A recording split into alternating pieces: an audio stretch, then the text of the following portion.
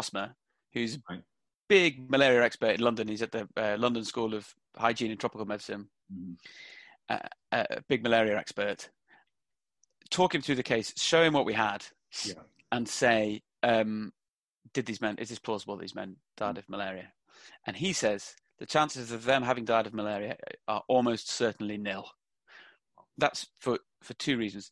The main one, as you say, is for two people in non-connecting hotel rooms to die of malaria on the same night is vanishingly unlikely. The only scenario he could even contemplate as being the least bit plausible would be if they'd been bitten by the same mosquito at the same time. I mean, even then it's very unlikely because they had different body weights and different metabolisms and so on. So then we went back to their records, what they'd been doing in the 2 weeks before they died. And actually they had been on a Zambian fishing trip together. Right. So then we had to say, okay, well, maybe they were bitten by the same mosquito. Apparently there was a case of, for instance, a couple of Indian brothers who'd been bitten by the same mosquito, got sick at the same time.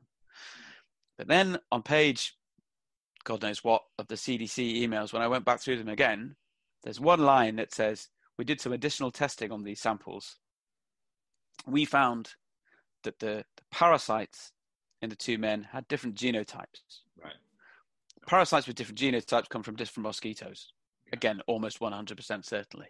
Yeah. So these men were not bitten by the same mosquito. So the only vaguely plausible scenario that this renowned expert could think of didn't happen. Right. Therefore, we can say with near certainty that they didn't die of malaria, and the official explanation is wrong. And the last thing that happened before I published the book was that I started going back to Springfield and saying, well, there are a lot of questions about this now.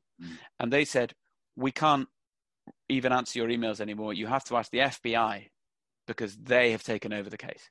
Wow. Okay. And have you asked the FBI? Or they don't want to talk about They did the standard glow-marring thing. So they say we neither confirm nor deny. But the CDC also refers questions to the FBI. And we have sources who are aware of the FBI's interest in the case too. Right. So, I mean, again, it's clear that ENRC have denied all wrongdoing on this, but the interest in the case revolves around these guys' relationship to ENRC, which is still under investigation by the Serious Fraud Office in London, right? Absolutely, and we know that one of the factors in this case is fear. Whether it's misplaced or not, people are scared. There's at least one witness who's too scared to testify. To discuss or testify about his role in ENRC in Africa. Sorry? Bethel. Is it Bethel or Stridham? Bethel, well, the SFO was interested in both of them and had been in touch with Bethel before his death to schedule an interview. Right. But we also know that there's at least one other person who's still alive, as far as I know, who's too scared to give evidence. He hasn't got malaria yet. We also know that there's been a case, as I write in the book, of a case controller, one of the case controllers at ENRC. So that's the person in day-to-day charge of the ENRC investigation. And over the 7 years, there have been several of them who collapsed one day during a court hearing and believed he'd been poisoned. That hasn't been resolved. But what's clear is that, rightly or wrongly, people are very scared of this case. And it's not going to get resolved one way or another for a long time because the ENRC has fought back with this huge barrage of lawsuits in London, accusing all sorts of people connected with the ENRC. They've actually filed something in the US now trying to implicate me in this apparent conspiracy of people to sort of steal their business secrets and do them down, and the Serious Fraud Office and ENRC's own former lawyers of conspiring to cook up a corruption investigation against them and so on. And this is all wrapped up the investigation, which will go on for a lot longer if it ever gets anywhere. So is ENRC also under investigation in the US as well? No, not as far as I know. Okay. My understanding is that the FBI is looking into the two deaths. So that's their own interest. And is that's because ENRC wasn't quoted on the New York Exchange? New York, ENRC doesn't really have an American business presence. Yeah. ENRC did come up in a big American corruption case. The Oxif one.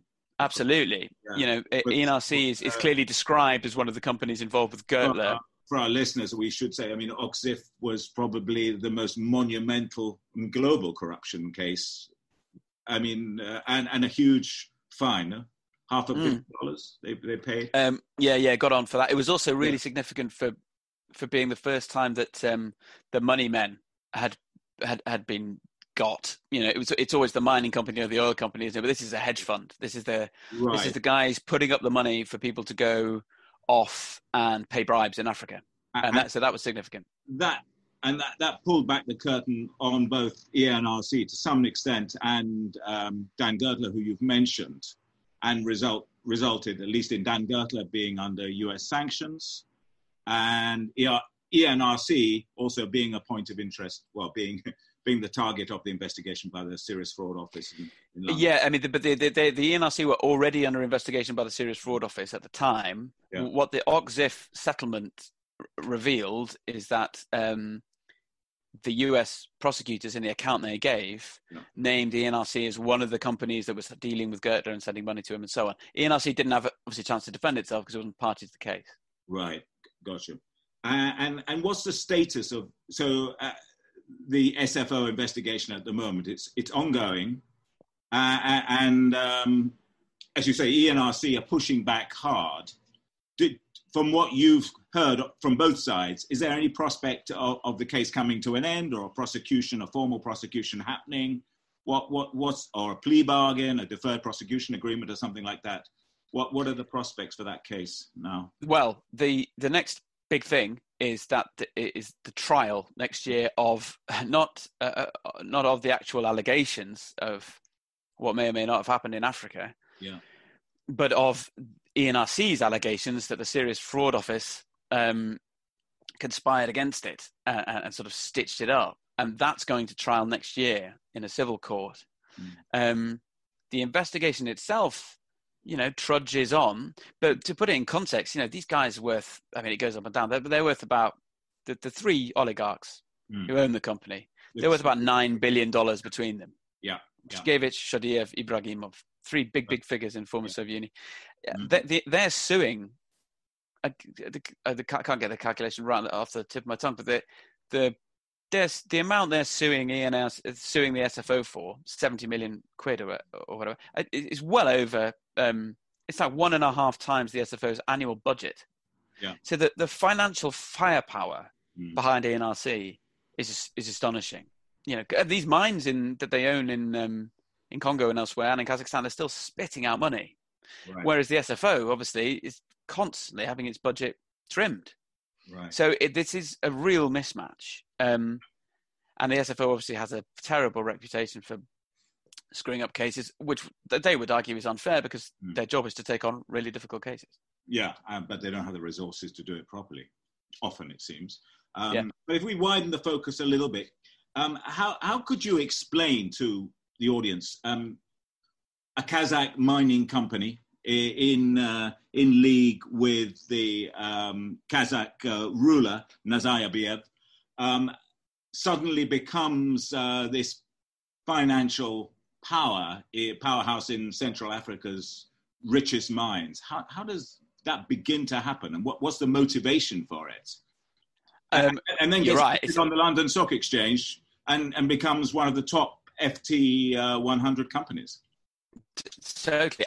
This is one of the things I really try to get to in the book, is how there are these big networks, essentially the big kleptocracies of the world, the places that are really rich in minerals, oil, or massive populations. They used to be pretty isolated, and you'd get some sort of tin pot dictator. You'd get a Mobutu in one place or another, and he would have allies, but essentially his corruption would be domestic, right? With a few Swiss bank accounts and so on. But now you see, through connectors like London and New York, increasingly these networks are all interconnected. Yeah. So, as you say, you have you have three businessmen from the former Soviet Union who were in the right place at the right time when possibly the greatest transfer of wealth from states to private individuals ever happened, the collapse of the Soviet Union. Right, yeah. In a few short years, an empire just handed away for a song. Right. And these are the guys that got a hold of the big chunk of the Kazakh bit. They were right at the beginning of after 90, essentially 1990, and in the late 80s. In the late 80s, two of them were working for a big KGB connected multinational. They were in the circles. Yeah. There was this frenzy in the late 80s in Moscow to turn power into money pretty quickly. So to turn communist power into capitalist power in a mad scramble. And one of the big companies at the center of that, that's where two of the oligarchs met. Then they pulled in a third one. Yeah. They got the backing of the Rubin brothers, who would go on to be the richest men in Britain. Yeah. And they were busily conquering Russian aluminium. Mm-hmm. And off they go to Kazakhstan, the second richest, sort of naturally richest country of the former Soviet Union. Right. And in the privatizations for those who were there, say, very cheap prices, got hold of some astonishing mines and factories and that kind of thing. And they do what everyone did, which is they get hold of those assets, and then they're operating in a lawless land to their benefit, but they also want protection. Yeah. This is another sort of crucial point of the book. And as we've seen again and again with, whether it be James Ibori's flats in Edgware or the former governor of Delta State. Governor of Delta State. Fortunate to have misfortune to have a brush with the law in Britain. He did. Again and again, we've obviously seen that the kleptocrats' crucial move for personal security and legitimacy is to take your assets and stick them somewhere that has the rule of law. So you loot in lawlessness, and then you seek safety of the law. That's the sort of paradox at the heart of this whole thing. So the trio get their minds under the fantastically corrupt dictator Nursultan Nazarbayev, and they roll it up into a company. And despite the fact that they're under investigation at the time for money laundering in Belgium, despite the fact that they're very close to a Kazakh president shown to have been vastly enriched by an American oil company, despite the fact that they refused or declined to list more than a tiny chunk of their shares, so essentially retain control of the company, despite all of these things, UK authorities say, welcome. What we like is money of any flavour. So, come on in, guys. Yeah, and they have map is open now. One of the opening scenes of the book is this extraordinarily opulent banquet at the banqueting house, built by James I, to celebrate their arrival. And they get in right before the crisis.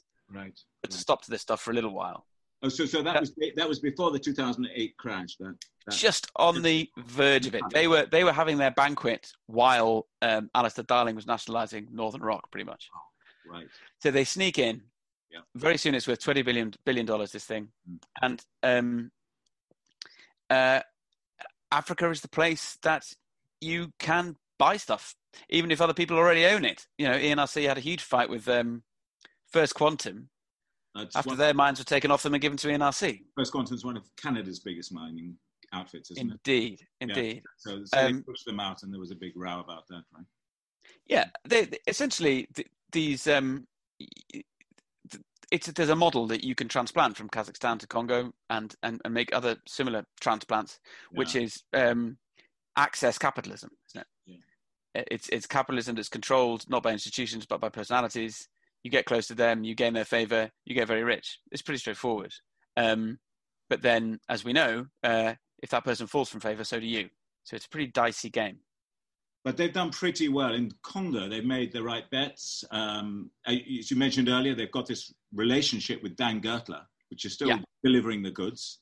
They got, it seems, for a price we don't really know, but they bought a mine off Dan Gertler, copper and cobalt mine.